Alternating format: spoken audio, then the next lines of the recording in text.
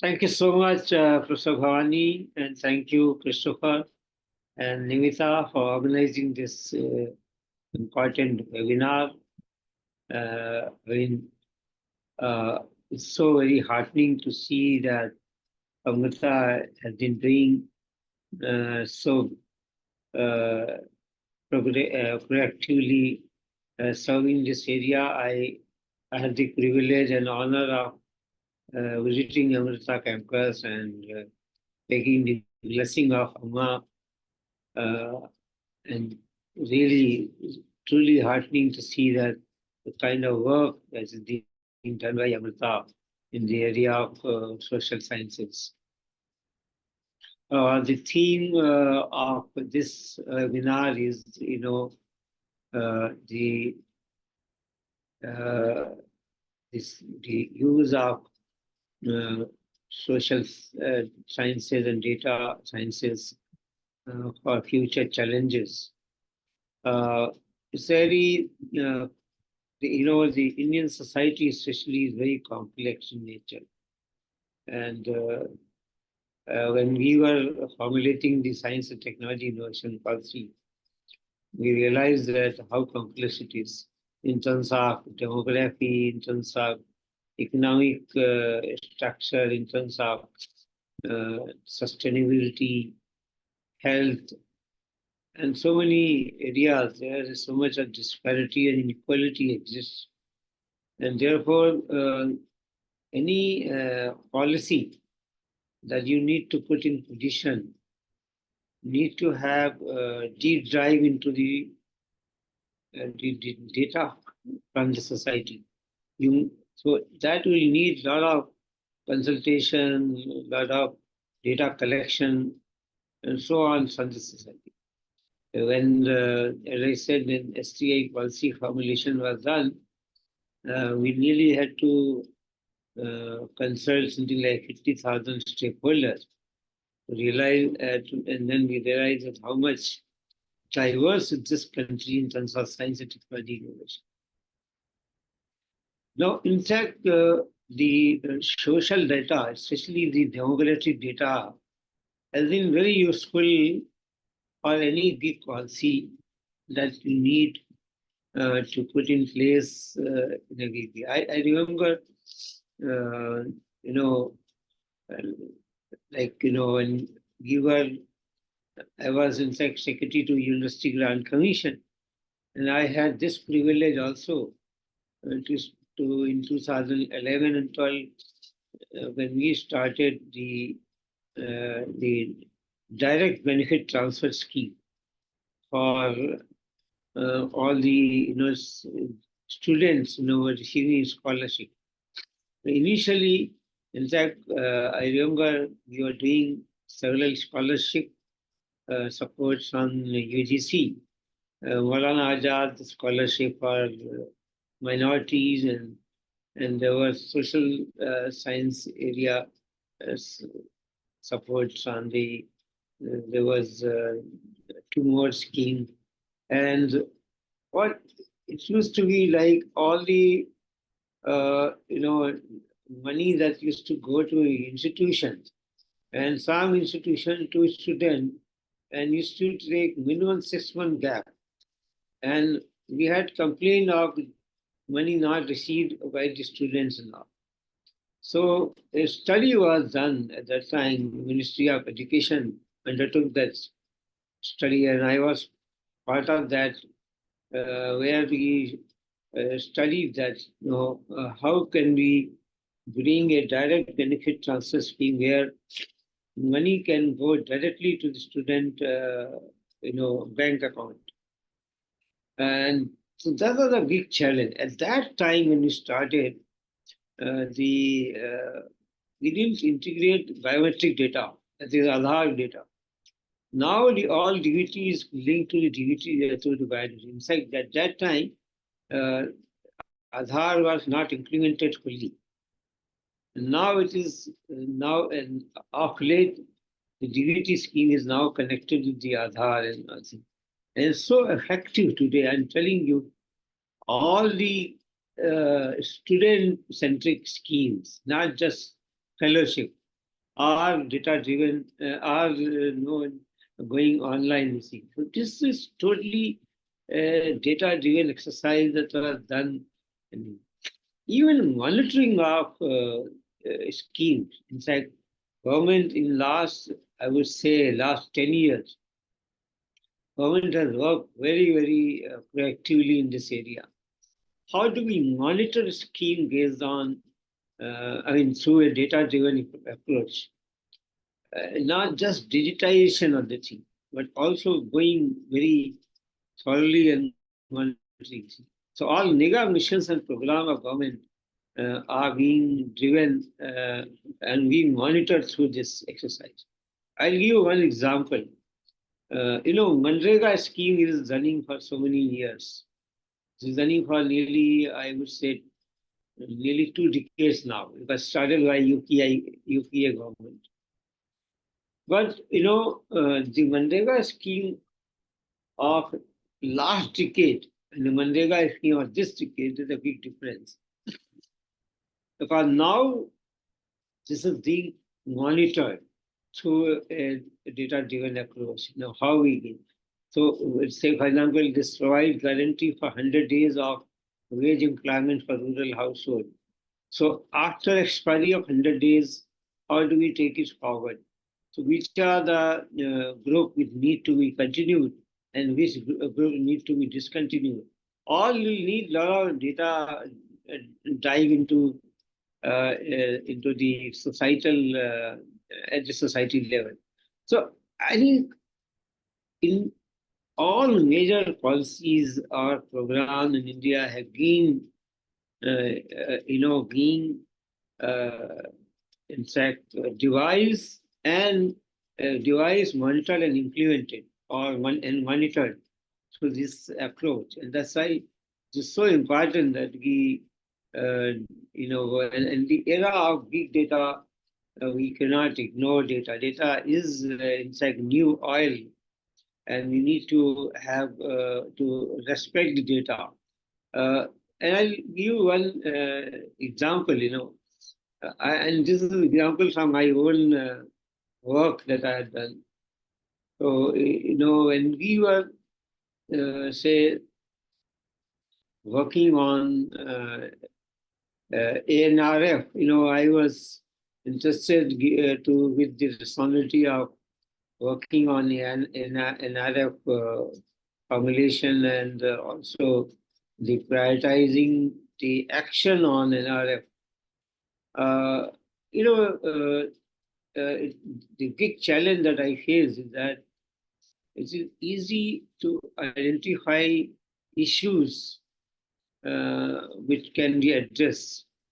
But I think government strategists are not just focused on identifying the issues of concern.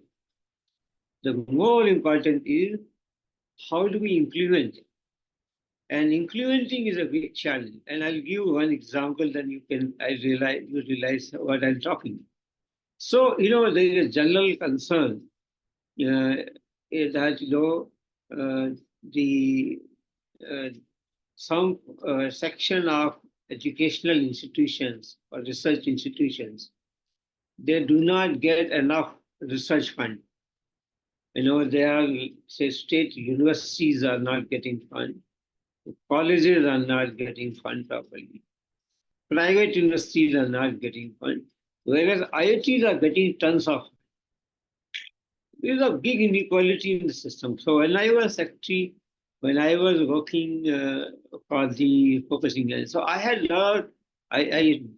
dug out data as to who is getting what, how the ecosystem works in the country. And I realized there's a huge inequality, huge.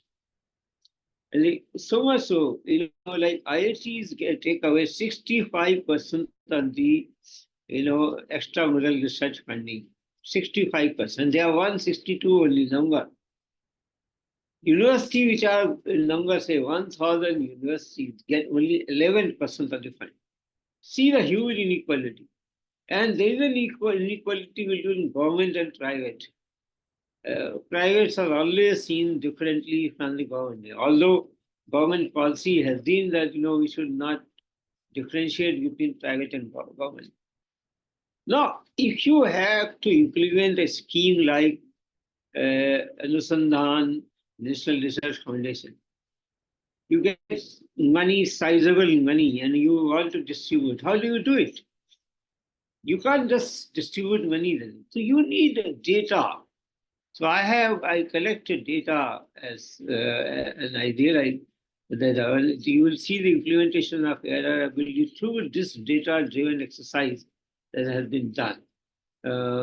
Say, for example, in India, the one big gap is that the government, state universities and private universities, they do not have enough, research and development infrastructure. Very poor in terms of R&D infrastructure.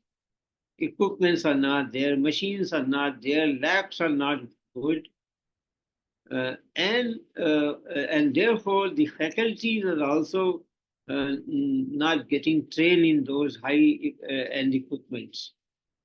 How do we, and without high-end equipment and without good faculty, you cannot bring excellence.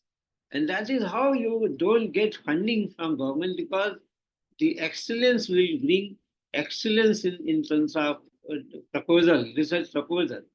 And they will not, its proposals are not good. They will not able to compete with, proposals from institutions like IITs. So we need, it is a chicken and egg issue. It is not just giving fund will suffice the requirement. You first need to build the capacity and then go for the next step. So it is very important that we create excellence in the tier 2 and tier 3 institutions. So anyway, not going into more details, I'm saying that it's such the exercise that is needed, which is all evidence-based exercise, and without that you can't go properly. Since I have very limited time, I would not like to go into more elaboration, but I will just say that I just conclude my comments and saying that the one exercise that we did very thoroughly is the STIP formulation of 2020. This is the first policy formulation in the country, which is evidence-based and knowledge-driven, expert-driven exercise. And I had the privilege of being part of that. This is a very different exercise. More than 50,000 stakeholders were consulted, all, young and old, and rich and poor, and all kind of diverse stakeholders from different parts of the country, including the outside the country. We even consulted diaspora, we consulted the state government, and so it's a big exercise. And we create. So my team has collected tons of data on as part of the STA fund. So we can say we are the richest in terms of data on STI of all kind of data. We have data in the area of gender related issues in the STI. We also have data in terms of open science, in research, in the innovation, science communication, international cooperation. To talk about any area of science and technology innovation, our team has collected the data. We are very rich in this. This is the power of data. I always say that the data is the new oil in the country. In India must create that kind of evidence-based system in the country. So, the GST also does a very important exercise in pioneering. We collect huge data as part of R&D survey. So this R&D survey is done on mainly two areas, the expenditure area and the number of researchers in that area. So this is called as part of the NSTIM exercise that we do every 2 years. We also, as part of the open science, by the way, India is in the process of formulating an open science policy. And again, DST has built that the evidence for that. Why do we need? And India spends something like 1,700 crore on subscription of journals and nearly 800 crore on APC. We are going to create a centralized system where no researcher need to pay for any subscription amount and can be paid centrally. This is a big area that we are working on, and hopefully that we will be able to implement shortly. Also, we are proposing to set up what is called STI observatory. Well, all government-supported, government-sponsored project outcome, not only in sort of research paper, but also the secondary data and knowledge will become will be positioned in that and it will be a national resource and everybody, every researcher in the country will have access to this STI observatory. It's a national portal, and so we have everything ready for this, and this again will be implemented shortly in terms of. There are many of these exercises that we are doing. As I said, we don't have. I just quickly wind up. Because of shortage of time, many things that we are doing. There's an exercise being done as part of a DST called Bhatti scheme. We have Bhavani was also part of that. This is for creating framework for leadership by women scientists and all. So this exercise, this framework is ready, and we are now going forward into this. We recently completed a very interesting survey, called Indian Innovation Survey of manufacturing sector. In 5 areas of manufacturing, we completed this survey. And again, this is a data-driven exercise, which is work on 5 areas: the automotive, the pharmaceutical, textile, food, and ICT, and these areas. So now we have clarity as to how Indian manufacturing sector is evolving in these 5 sectors. And so it is a report that has been brought up in partnership with UNIDO, which offers evidence-based and targeted recommendations for improving India's innovation mechanism and manufacturing performance in the country. So I'll stop here and say that there are so many related issues that I thought of presenting, but since I need to wind up now. So thank you very much. It's always a pleasure to be part of such deliberation, and that too organized by Amrita. It's always truly my honor and my privilege to be part of that. Thank you so much, Bhavani. Thank you, Christopher. Well, thank you, Dr. Gupta. I hope you have a few seconds to stay with us for a couple of questions. Would that be all right, sir? Yes, I'm available. Yeah. Wonderful. Well, that's great. I'm really kind of blown away with all you've had to say so far. You're really feeding my mind in terms of what I thought I understood about data science for public policy and actually the future of it. It's really, like you said, it's the next frontier. And in fact, I have a couple of pre-prepared questions for you before we open it up for audience Q&A. And my first question is actually related to what you mentioned, that data, because it's the next frontier, you called it like the new oil, because of its potential to transform society and also to really have an impact on every corner of our society. But if we know anything from the oil industry and the effect on the planet that it has had, it's that smart usage of such tools is almost as important, if not more important, than the wealth and the other resources that it can generate. So my first question for you, sir, actually is, do you think this new data, this great resource that India has and the rest of the world has, is being used to its greatest advantage? Or do you see anything that's required in terms of upskilling by the government, by other agencies, to make sure that values are installed, that social science theories are being referred to, etc.? What is your view on this?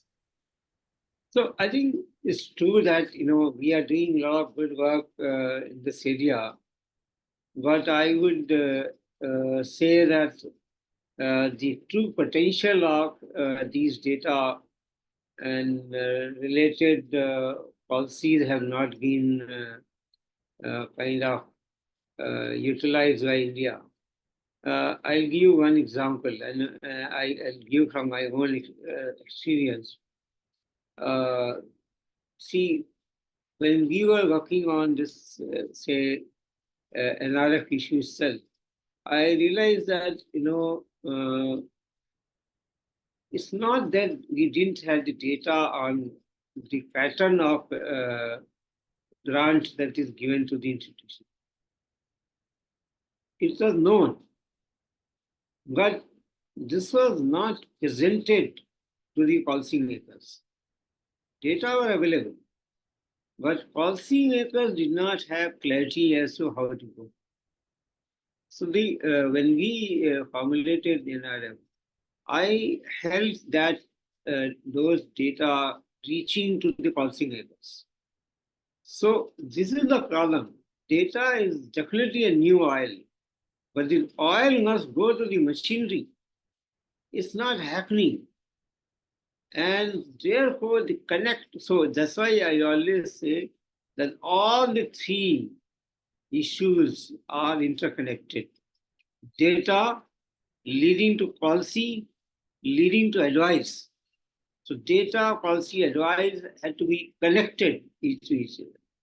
If you don't use data for policy formulation and policy for advice system, I think this will not be correct. So therefore, interconnect between the three elements is very, very essential.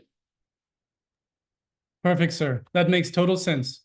I think we can all learn a lot from that, and hopefully people are inspired to take up the skills that it requires to put the oil in the machine and come up with the best possible advice.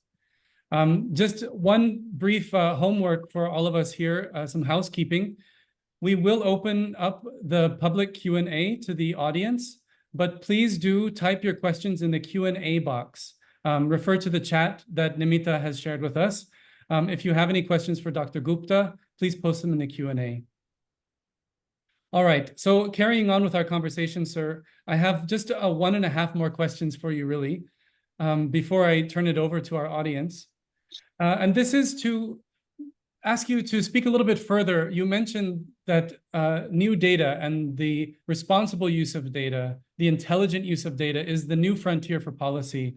Can you speak a little more on the significant future trends that you see and how this data can be used to influence policy? Not just in terms of our traditional development policies, but also in the emerging technologies, in the emerging industries and other new problems that we're seeing crop up every year. I mean, good that you raised this issue. Since I was involved in the formulation of National Quantum Mission, so I had that experience, when truly speaking, this is that quantum is a new area in India.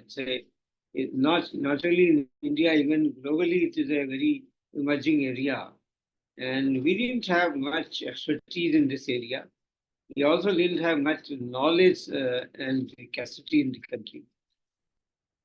In fact, when I was formulating this thing, I realized that there are less scientists, quantum scientists in India than abroad of Indian origin.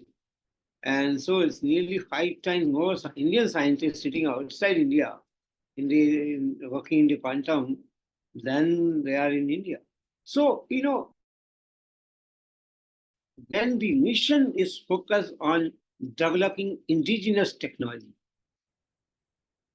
We could, if India wanted a quantum technology, we could have spent money and nobody stopped the 1 billion amount that we are spending here to build the quantum mission could have been utilized for technology import. But, we needed a policy to develop this technology within ourselves. Now, that may be a slow process. That may be a little more challenging than bringing a policy from outside, bringing a technology from outside. We have been doing all technology, electronics, and everything. It was created outside and we brought as import. But government was very conscious about this part. Now, when you say that what kind of, evidence-based policy that needed for, taking the emerging technology forward. So I'm sorry, I will not able to elaborate on this because this is somewhat internal to government. But let me tell you, we have done a very detailed study within the country. What is our potential? And how much of this mix between the indigenous and import can be created? You need some kind of leapfrogging. Something like, when you know that this technology will need 3 years in development, can we bring that imported technology so that the period of 3 years can be reduced to 1 year? But let's focus on indigenous development. So I will not elaborate on the strategy that we have in India, but I will say it is very, very important that we work on evidence-based, data-driven, knowledge system where to create future, future pathway for the technology like the cyber-physical system or quantum or semiconductor or EV or all these disruptive technologies. Excellent, sir. Yeah, that makes a lot of sense. And in fact, it's a perfect lead into my final question before we turn it over for Q&A. We've gotten a couple of questions from the audience in the Q&A box, but please do type yours there and we'll call them in order that have been received. My final question before I turn it over, first to Dr. Bhavani, I think is, the DST has been setting up these new centers for policy research, including satellite centers. And in my mind, this is an excellent way to generate what you were mentioning, indigenous or in situ policy recommendations from the experts within India. What do you see, sir, as the importance of such institutions and new centers across the country for creating a cadre of skilled human resource that can apply their expertise to data science and policymaking? So, again, Christopher, this is, tell you, India, if you see traditionally, we work on the verticals. It is chemistry, mathematics, scientists are always divided into these subject areas. And therefore, India has very good, I would say, expertise in these areas individually. But science policy research is something interdisciplinary. It is something mix of science within a science subject, but more importantly, it is a mix of science and society. The social sciences are also part of the policy research.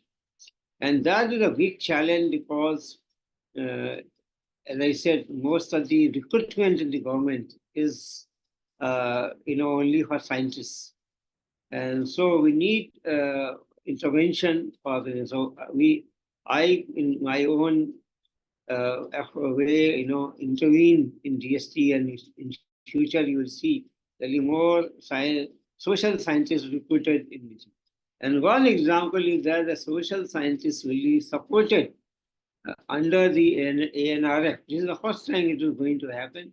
SCRD did not have any provision of supporting social science. But now we will have social scientists also supported as part of the National Funding Agency. Now, as part of the CPRs, Center Policy Research, what we did, we created a cadre of policy researchers.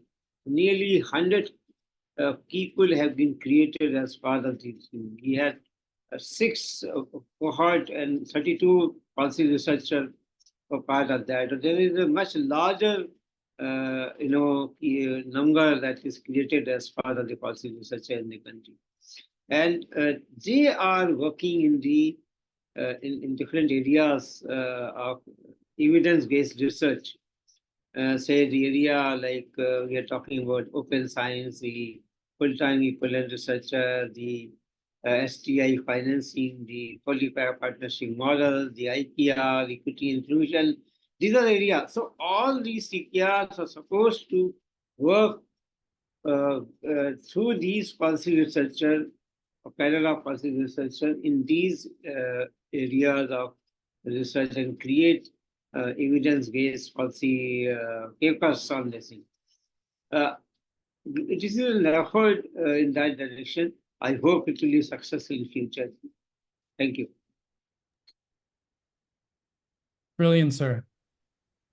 So with this, I think we'll move on to our audience Q&A. We have a couple of questions in our Q&A box. I think we have time for maybe 3 maximum before we've run out of time. But I'd like to begin, if it's okay, with Dr. Bhavani, if you have a question for sir, and then we'll move on to the other 2. Thank you so much, Christopher.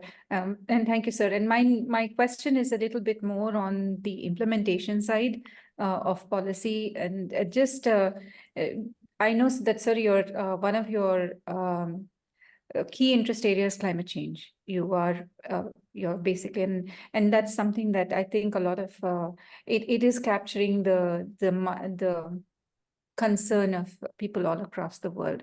And in your speech, you had first mentioned the Manrega program and how it has changed and evolved over time.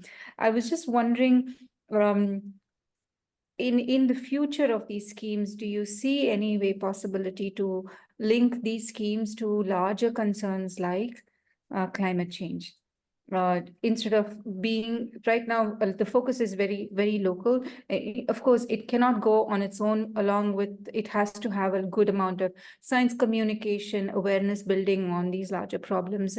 But do you see any future in India where hardcore schemes like the ASHA workers, like the Manrega schemes, can be linked to larger problems like climate change, for instance? Excellent question. Manrega started with one single objective, that it will provide livelihood to the most needy people who are not having jobs. And mostly this is the poor class who are the people in, say, below poverty level, and they need some kind of regular income. And so it is a job versus remuneration. It's like give and take job. That is the purpose of this. Now, interesting thing that came out on this. First of all, there's a interesting pattern that is seen. First is that there are more women than men working for the Manrega. So that shows there is clearly more women are in fact in the area of working for livelihood. See, if you go, I did a kind of survey for say Himalayan region, and I was a part of the national mission on sustaining the Himalayan ecosystem as a climate change. So there again I saw a very different pattern. I saw that most of the social schemes are actually driven by women, not by men. Say, there is a change in the pattern because of the climate change. The horticulture and agriculture are changing its pattern in the Himalayan region. Are now getting differently. And so we find that there are gender is becoming very critical in the climate change. And participation of women in climate change adaptation is becoming very evident now. So the schemes which are working for social cause, Manrega is one. There could be some more scheme like even Dandhan scheme or any kind of those schemes which are directed to society. The women participation is more than men in all these things. This is a very new trend that is seen in India. And that shows that, the society is actually becoming progressive in the country. Now, whatever you say, the reason could be many. But this is a very important. So I think now, so therefore, when Manrega scheme is revisited, the other components could maybe added. I don't know whether it is being thought about or not. I'm not part of Manrega, so I don't know. But I think this climate adaptation, especially the agriculture, Manrega workers are largely working for agriculture and horticulture. So they can be utilized for climate adaptation. I don't know any policy makers have thought about it. I think it's a good idea what you are mentioning. I saw something of that already taking place in Himalayan region, especially in Northeast. If you go to, in fact, I travel to all Northeastern states, go to Sikkim, go to Nagaland, Mizoram, Manipur, and all, you find that it's a huge participation of women in these areas. Larger than, I will say, nearly the women participation in some state like Sikkim is nearly 20 to 30% more than men.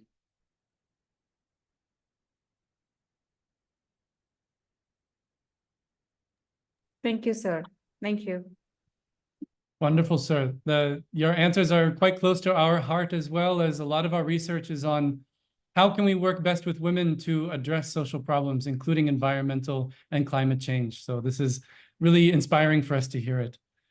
Okay, I have a couple of questions from the Q&A box, sir, if you have some time. The first one comes from one of our faculty, actually, Dr. Drishti, who is asking, what kind of capacity building does data-driven policy formation require, specifically from civil service workers or other policy and decision makers? No, I think I answered partly earlier. So basically, again, just three parts which I mentioned, the data, policy, and advice, they are interlinked. But what happened, the data scientists do not know what is required by policymakers, and policymakers do not know what is required by the government, which is advice system. So the training of data scientists as to what they should do should be as per the requirement of the advice and policy system. That is not happening. Say, I'll give one example, and this can be there. So we were collecting data on the R&D statistics, every binary data we collect. But this is done as a very mechanical exercise, that you go to universities and colleges and so on, and then get these data and then say, ask this question, how many people you have and how much money you spend. But if you deep dive into this, as a policymaker, I needed different data. I did not need this data. I needed a more specific data. Specific data, how much money is being utilized for the research,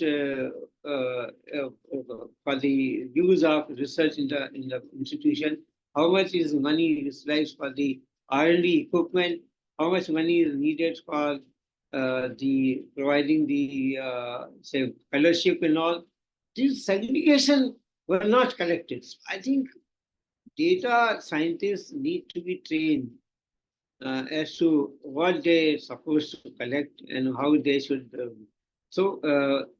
We need a different categorically program than what we are doing. Mechanical exercises will not help.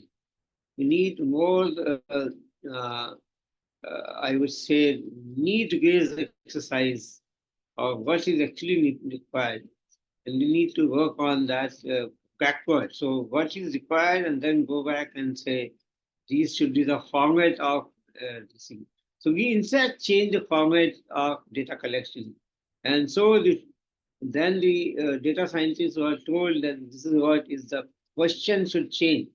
Questionnaire should be such that you get answer to these questions and all. So they cannot be of routine type. They had to be very focused and need-based questions.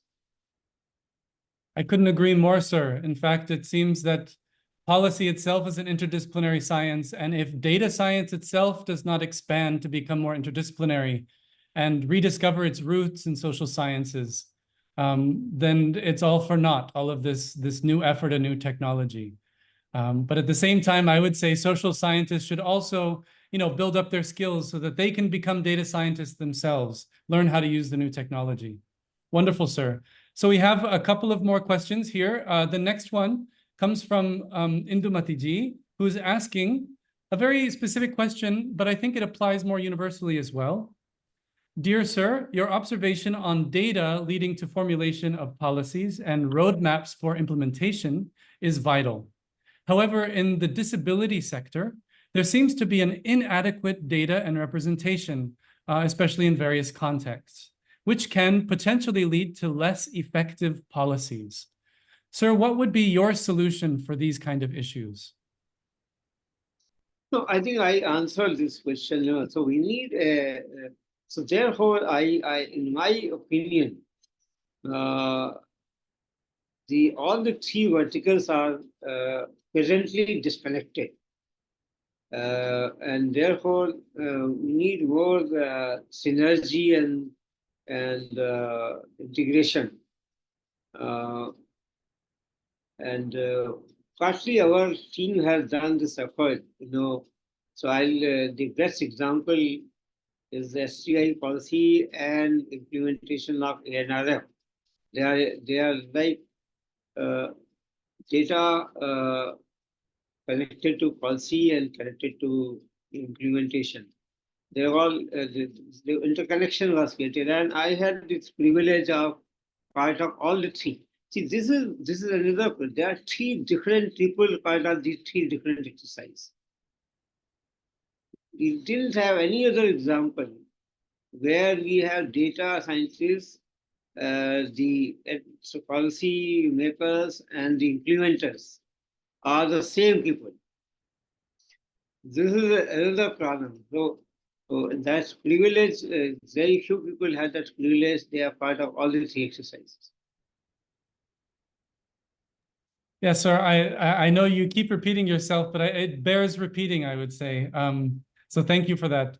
I think we have time for just one more. I'm sorry, all of a sudden we're getting a lot more, but there have been a couple of questions actually on the employability of this triumvirate that you're mentioning. Data scientists with a base in social science and have the access to the technology, the privilege to take part in policymaking.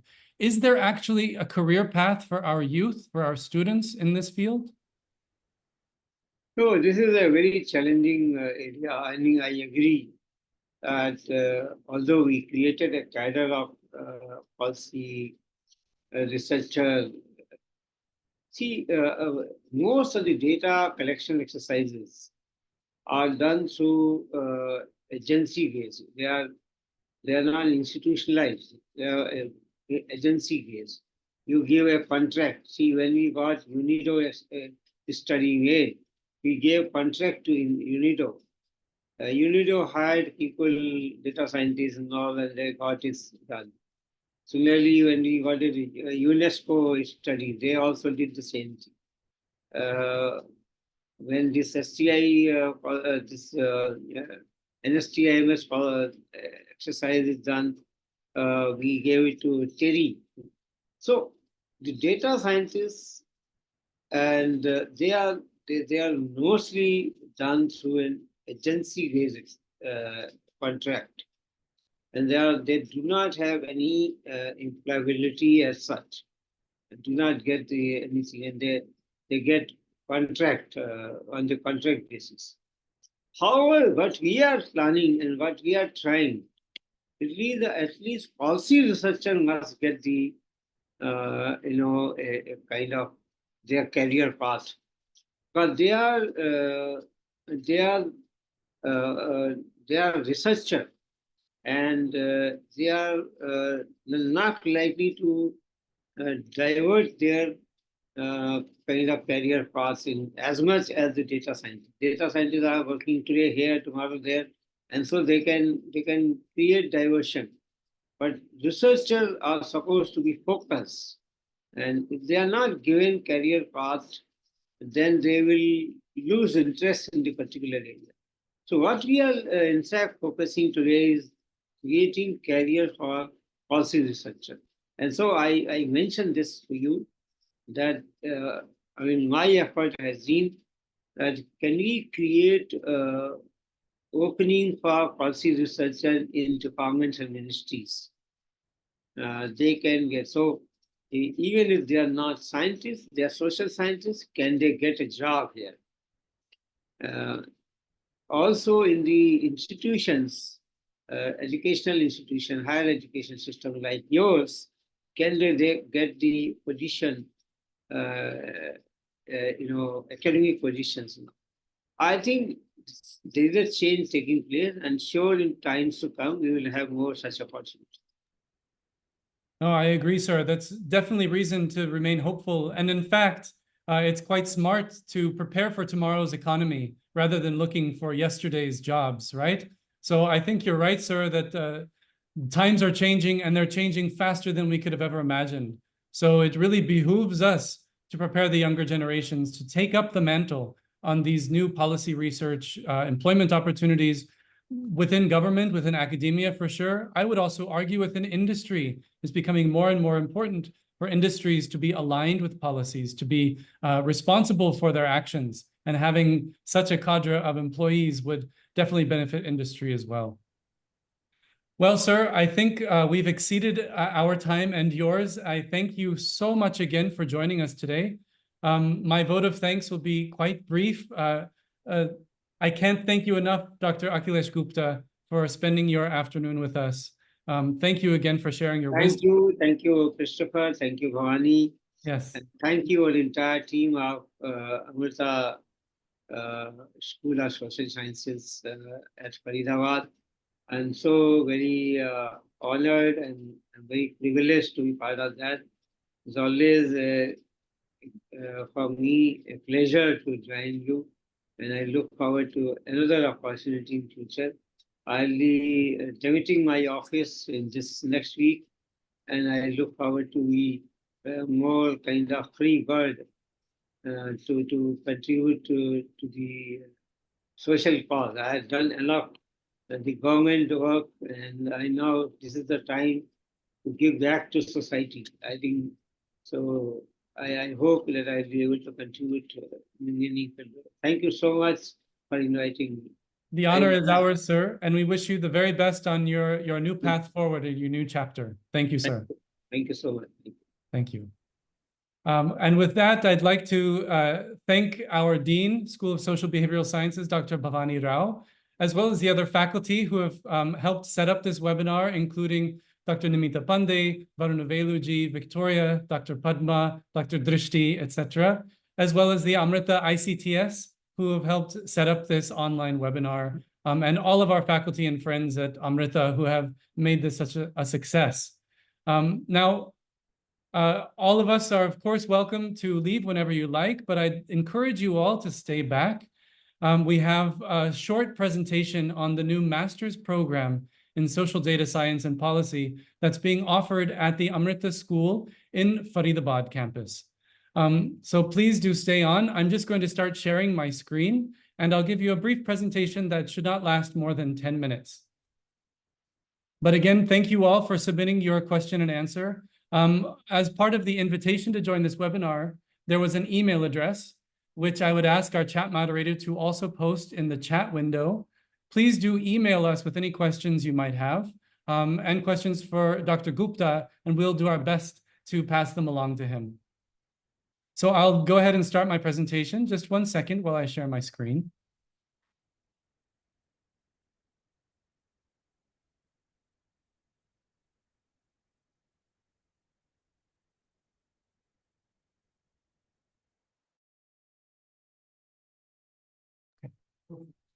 I hope everyone can see my screen here.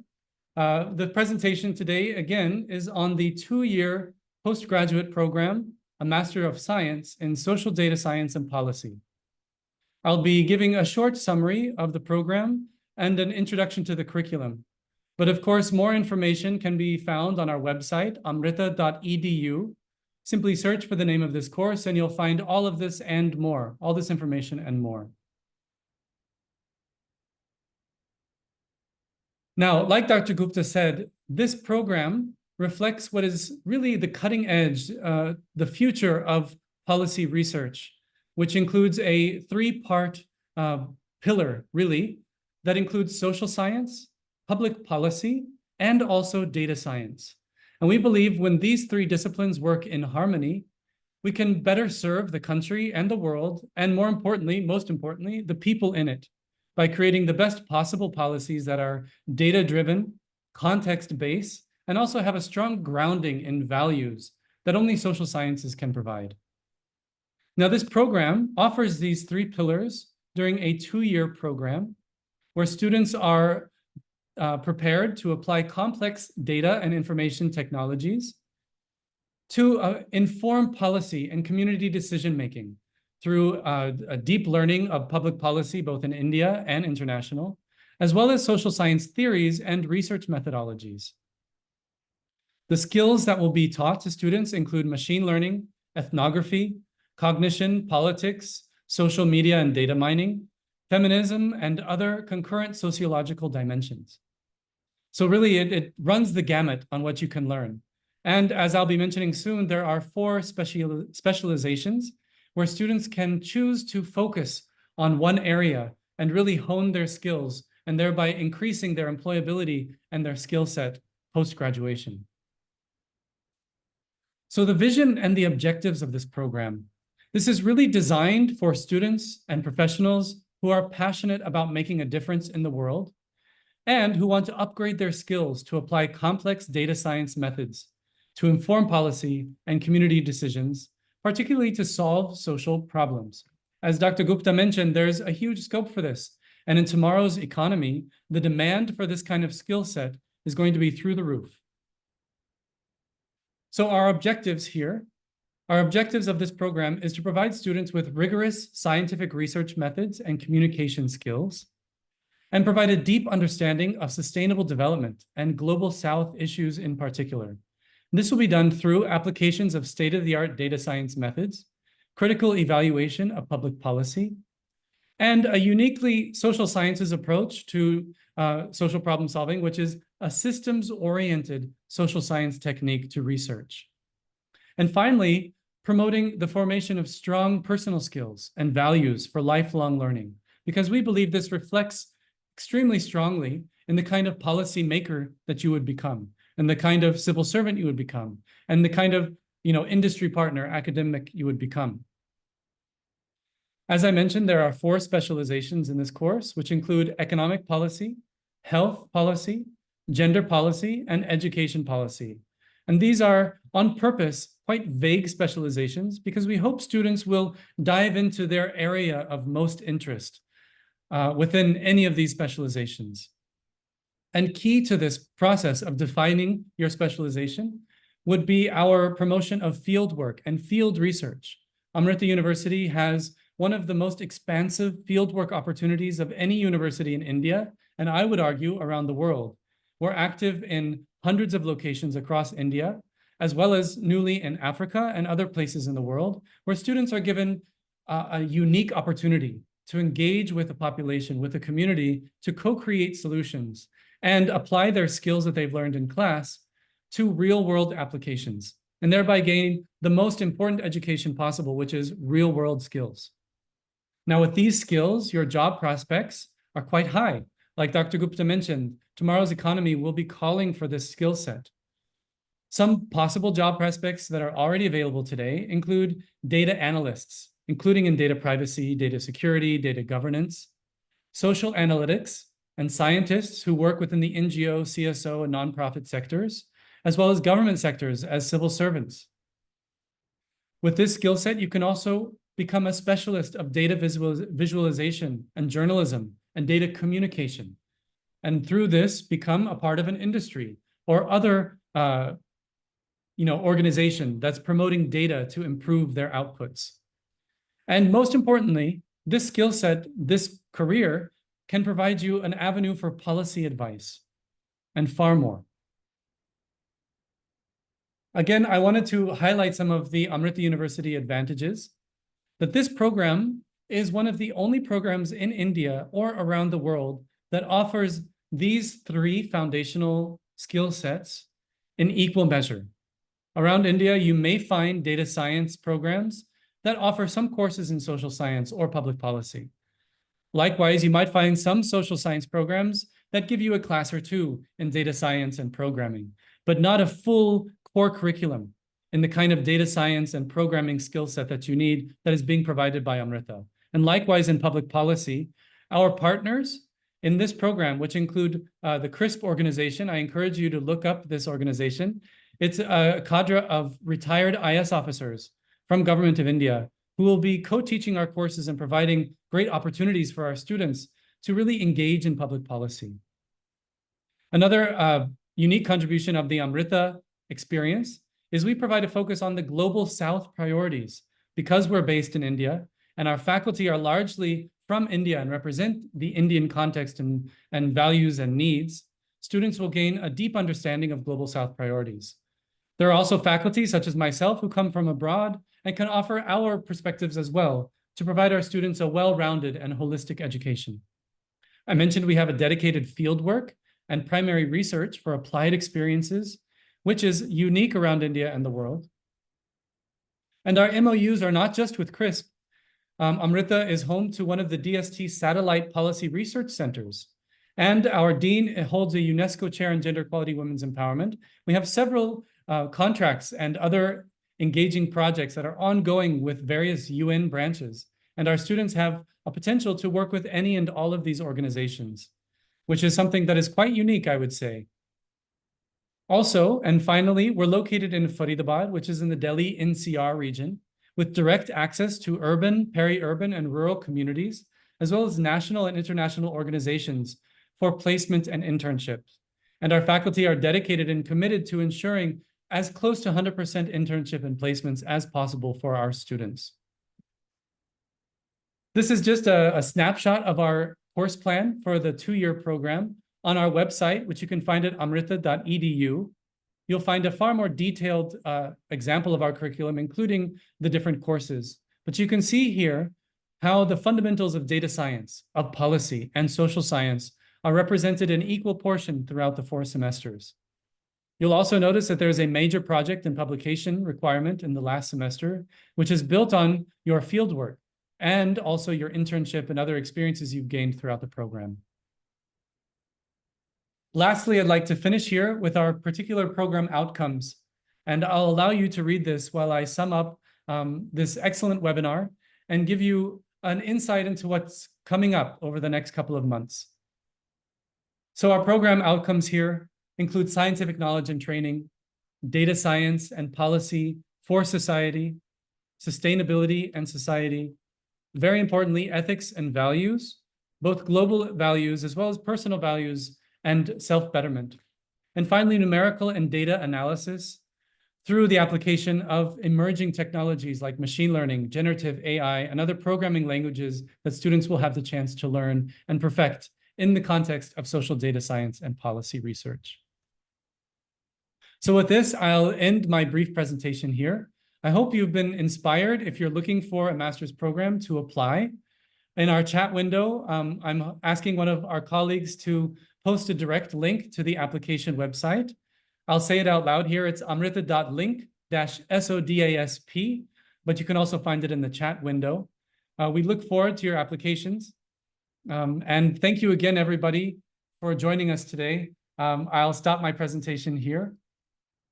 Please look forward to more emails from us. We're planning a series of webinars over the next couple of months, and we would love for you to join us again in these webinars where we'll have other eminent scholars and professionals, not only from India, but foreign and various sectors of society, including NGO, government, a nonprofit, etc. So we look forward to your participation and engagement. Again, do email us if you have any questions. With this, I will wrap it up. Thank you again, everybody, for joining, and I wish you all the best. Om Namah Shivaya.